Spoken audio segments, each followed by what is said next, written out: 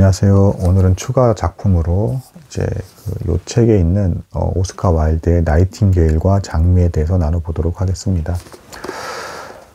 참고로 이 책은 그 오스카 와일드의 이제 대표작 9편이 이제 수록이 돼 있고, 그 중에 이제 맨 앞이 이제 행복한 왕자, 다 아시죠? 이거 너무 유명하죠. 그 작품이 이제 실려 있고, 두 번째 작품이 나이팅게일과 장미가 되겠습니다. 우선 이 작품을 나누게 된 것에 대해서 대단히 영광이다 말씀드리고 싶습니다. 이 책에서는 일단은 1, 2, 3편이 이제 대표작을 볼 수가 있어요. 첫 번째로 행복한 왕자, 두 번째로 나이팅게일과 장미, 그 다음에 세 번째로 저만 아는 거인. 이제 세 작품은 굉장히 유명해서 다양한 동화책에도 실려 있다. 근데 이분의 작품의 특징이 형식만 동화를 취하고 있지 그 안에 담겨 있는 내용은 대단히 심오해서 이제 어른들이 보기에도 이게 진짜 동화가 맞아? 사실상 소설 아니야? 어지간한 소설보다 훨씬 더 깊은 내용을 담고 있는 거 아니야? 라고 하면서 놀라면서 보게 되는. 그리고 적극 추천을 드리지만 애들 수준의 동화책으로 보지 마시고 반드시 이분이 직접 쓴 원문이 번역된 내용을 보시기를 적극 추천을 드린다. 적극이라고까지 표현을 해드렸습니다. 왜냐하면 문장의 차원이 완전 다르고 그런 표현들을 볼 때 보는 사람으로 하여금 이 사람 좀 완전 천재 아니야? 라는 이제 생각이 들 정도로 너무 아름답고 섬세한 표현들이 깊이 있게 이제 담겨 있다. 동화라고 하기에는 너무 차원이 높은 어떤 그런 내용들이 담겨 있다라고 할 수가 있겠습니다.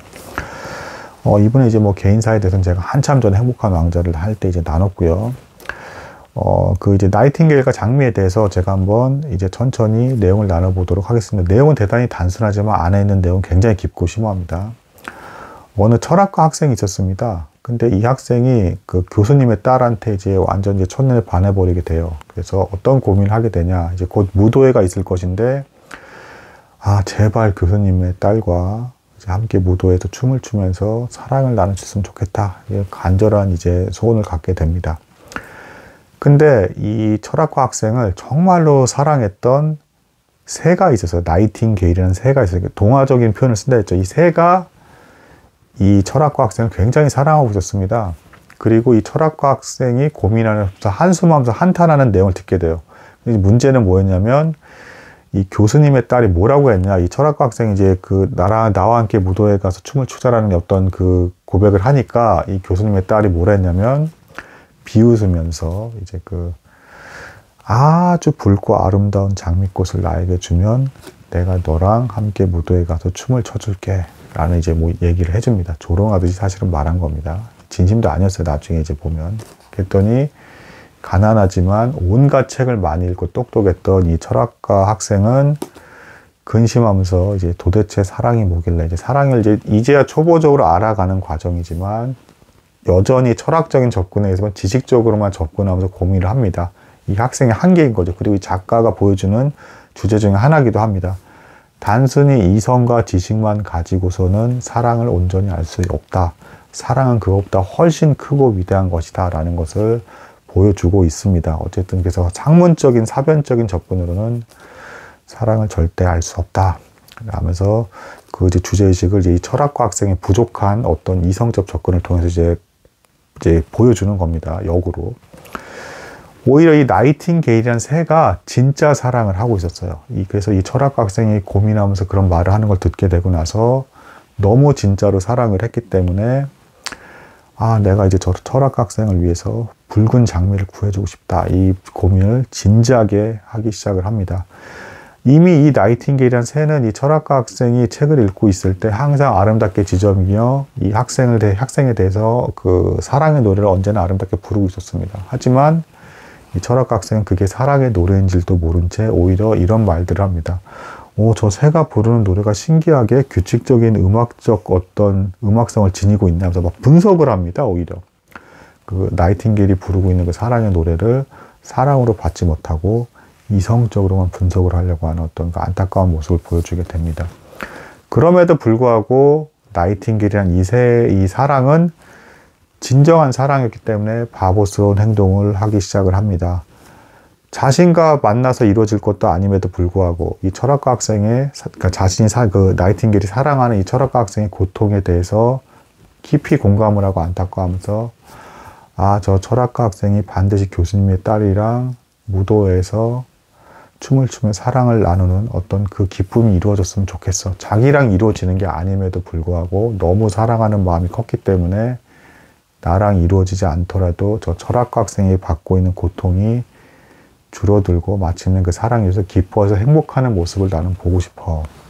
이 말을 합니다. 그러니까 이 말을 듣고 참나무가 또 이제 이 나이팅게일을 좋아하고 있었는데 슬퍼합니다. 왜 그러냐면 나이팅게일이 자신을 헌신하고 희생해서 마침내 붉은 장미를 그 철학과 학생에게 갖다 줄 거라는 걸 알았기 때문에 그랬습니다. 자신이 사랑하는 나이팅게일이 이제 희생당할 거를 알고 있기 때문에 슬퍼한 거였습니다.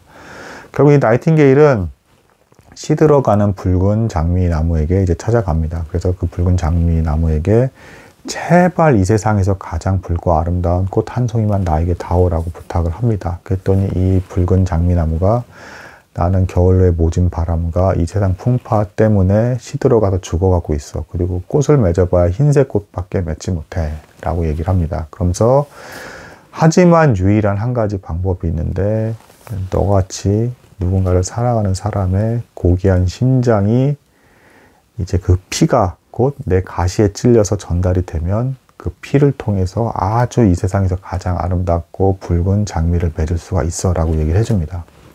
그러니까 이 나이팅게일이 이제 이 새가 알았어. 내가 내 생명을 다해서라도 그 장미꽃을 피게끔 만들 거야. 사랑은 생명보다도 위대하지라는 말을 하면서 이제 희생을 할 작정을 합니다. 그러니까 이 붉은 장미나무가 방법을 알려줍니다. 달빛이 일어나는 한밤중에 내 가시에 네 심장을 꽂아서 거기서 네가 가장 아름답다고 부를 수 있는 노래를 불러줘. 그러면 너 심장 속에 있는 사랑의 피가 내 혈관에 전달이 돼서 이 세상에서 가장 아름답고 붉은 꽃을 맺게 될 거야 라고 얘기를 해줍니다. 그래서 이 나이팅게일이라는 새는 정말로 그 철학과 학생을 자신의 사랑도 알아보지 못하는 철학과 학생을 너무도 사랑했기 때문에 정말로 바보처럼 그리고 자신과 사랑이 이루어지는 것도 아님에도 불구하고 그 가시에 달빛이 있는 그 밤에 철학과 학생은 듣지도 못하는 그 시간에 자고 있을 그 시간에 심장에 가시를 꽂아서 피를 흘리면서 정말 아름답게 애절하게 노래를 부르게 됩니다. 그래서 여기에 대한 묘사도 굉장히 아름답게 묘사되어 있어요. 이 장미나무 가시가 계속 더 깊이 너의 심장에 더 깊이 박혀서 그 피가 나한테 정확하게 전달이 돼야 돼. 그래야 아름다운 장미를 맺을 수가 있어 라면서 굉장히 애절하게 이 사랑의 고통을 그렇게 또 비유적으로 표현을 했고요. 더 그 심장이 박힐수록 이 나이팅게일은 고통 속에서도 이 철학과 학생이 마침내 사랑을 잃을 거라는 기대감 가운데, 기뻐할 거라는 기대감 가운데 자신은 죽어가면서 애절한 사랑의 노래를 부르게 됩니다. 결국에는 이 새는 죽게 되고 거기서 이 세상에서 가장 붉고 아름다운 장미꽃이 한 송이 이제 맺게 됩니다. 다음날에 철학과 학생이 일어났더니 가장 아름다운 이 붉은 장미꽃이 눈에 딱 띄는 거예요.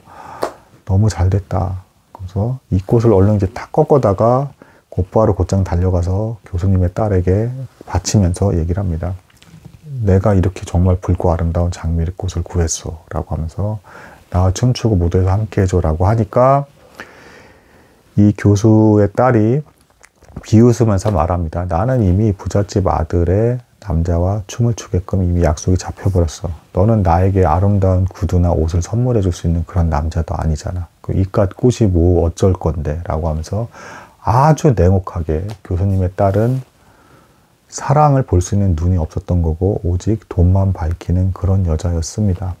그러니까 이것에 대해서 이 철학과 학생은 충격을 받으면서 장미를 확 던져버립니다. 그리고 이 버린 장미는 지나가던 마차의 수레바퀴에 짓밟히면서 사라져 버리게 되고 이 나이팅게일이 바쳤던 진정한 사랑은 누구에게도 인정을 받지 못한 채 흩어져 버리게 됩니다. 그리고 이 철학과 학생은 안타깝게도 여전히 사랑의 본질을 깨닫지 못하면서 이야기합니다.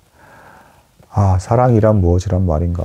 내가 애토록 이게 애절하게 이 장미꽃까지 바쳐가면서 다가갔지만 그녀는 전혀 사랑을 모르지 않는단 말인가라고 하면서 본인도 여전히 모르고 있어요. 그러면서 차라리 논리적이고 합리적이고 실리적인 어떤 이런 생각들이 훨씬 위대한 것이 아닌가. 세상은 그걸로 돌아가지 않는 것이 아닌가. 사랑은 나한테 고통만 주는 것이 아닌가. 사랑이 도대체 뭐란 말인가? 나는 모르겠다라고 하면서 이 소설이 마무리가 됩니다. 그러니까 위대한 사랑은 인간이 모든 감각과 모든 지니고 있는 것을 통해서 체험적이면서도 숭고한 가치관을 추구하면서 바라볼 때 기어이 들을 수 있게 되고 그 가치에 대한 감동을 얻을 수 있다. 그러니까 우리 독자들, 사랑을 바르게 추구하는 독자들만큼은 나이팅게일이란 새가 비록 새이긴 하지만 진짜 사랑을 한 것이다 라는 것을 여러분은 알 것이다 라는 것을 이제 어필해서 말해주고 있습니다. 참고로 이 작가가 사실은 굉장히 좀 자신의 삶은 그렇게 따라가진 못했는데 기독교적인 작품을 많이 남겼어요. 그러니까 이제 이 짓밟힌 사랑에 대한 걸 비유를 굳이 하자면 기독교적인 해석에서 이제 본다라고 한다 그러면 예수 그리스도의 사랑, 그러니까 하나님의 신적인 사랑을 인간이 이해하지 못하더라.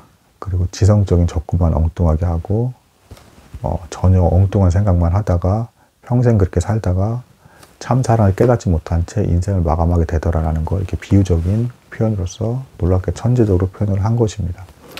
혹은 이 사람의 인생사에서 이제 보면 되게 불행한 어떤 인생사가 있어요. 그러니까 나중에 동성애에 빠지는데 그 사랑이 너무 간절했나 봅니다. 헤어나오질 못해요. 그러면서 근데 이제 문제는 뭐냐면 이 동성애의 사랑의 대상이 단순히 동성애에서 또 끝났던 게 아니고 인격적으로 굉장히 수준이 떨어지는 남자였습니다. 그래가지고 이 남자 때문에 재산도 굉장히 많이 잃게 되고 이 남자 때문에 계속 이 오스카 와일드가 가슴을 조려하면서 끌려가는 사랑을 하게 돼요.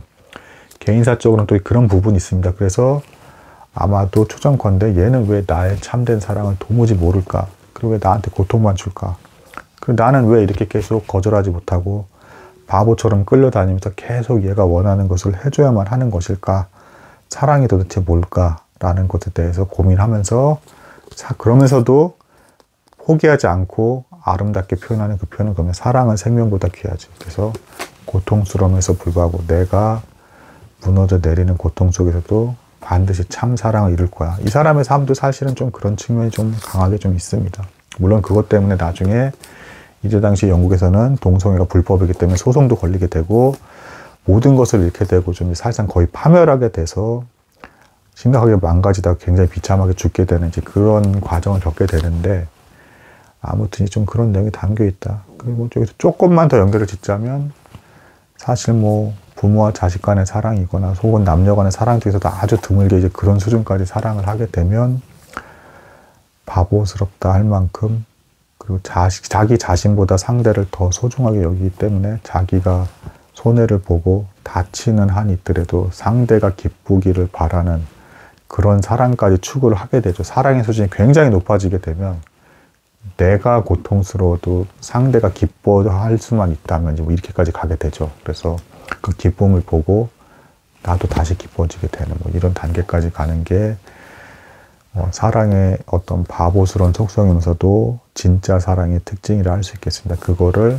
이제 이 나이팅게일과 장미라는 작품에서 천재적으로 표현한, 그러니까 인간의 이성과 모든 걸 초월한 초월적인 감각이고 참으로 놀랍고 바보스러운 감정이기도 하면서도 너무도 아름답고 생명보다도 귀한 모든 것이 곧 사랑이라 할 수 있다. 그래서 신적인 사랑에 비유한 것일 수도 있고 개인사적인 사랑을 말한 것일 수도 있고 부모와 자식 관계의 어떤 그런 사랑에 빗댄 것일 수도 있다 라는 것이 오늘 나눈 그 나이팅게일과 장미라는 작품의 특징이 되겠습니다. 나누게 돼서 영광이었습니다. 감사합니다.